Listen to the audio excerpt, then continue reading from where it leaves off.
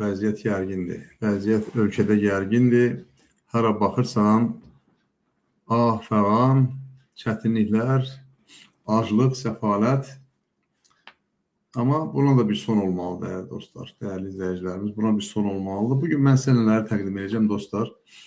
İranda Azərbaycan əleyhinə güclü təbliğat aparılır. Özü də çox maraqlıdır ki, buna bizim öz soydaşlarımızı cəlb ediblər. Soydaşlarımız cəlb ediblər. Soydaşlarımız oradan Azərbaycan əleyhinə şüarlar atırlar. Yəni, bütün dünyada olan Azərbaycanlılar hamısı birlik uğrunda mübarizə aparır. Amma baxmayın da, hər halda 5-10 nəfər manqurt tapıla bilir. O manqurtlar Azərbaycanın güneyində də var, quzeyində də var. Onları bu hala salan rejimlər utansınlar. Azərbaycan dövlətçinin əleyhinə şüarlar atan şəxsləri o hala salan hakimiyyətlər və hakimiyyətin başında duran eybəcər insanlar utansınlar.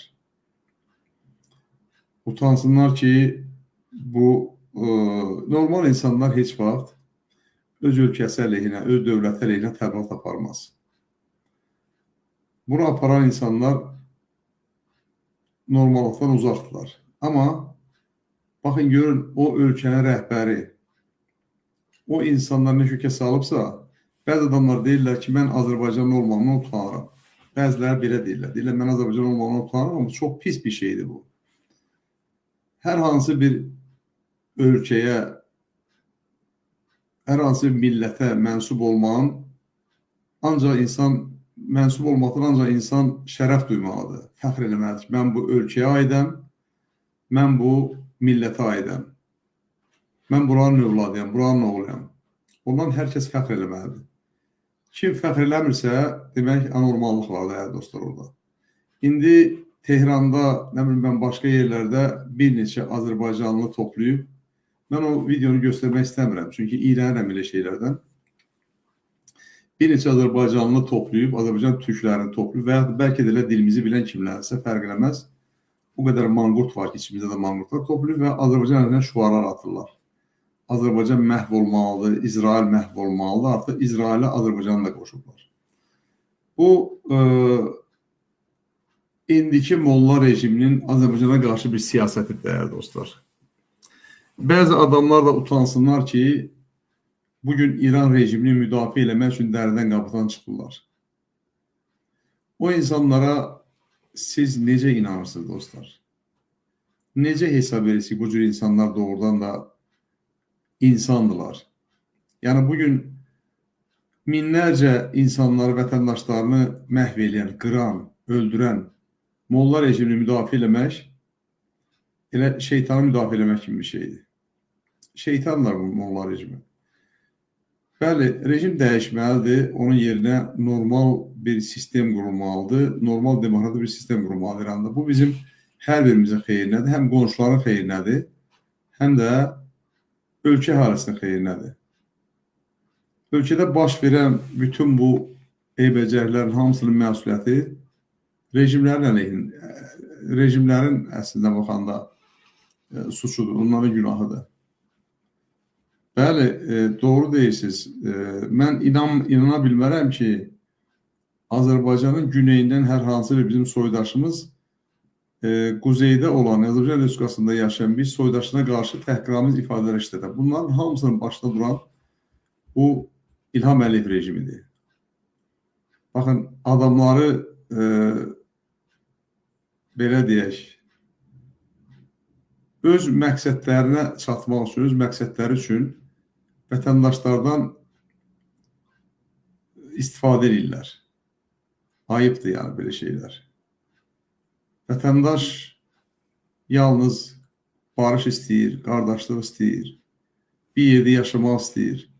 Amma hakimiyyətlər, bu məxluqlar öz hakimiyyətlərini qorumaq üçün insanların ölümünü istəyir, müharibə istəyir. O çətinliklər bunlar dəyərli dostlar.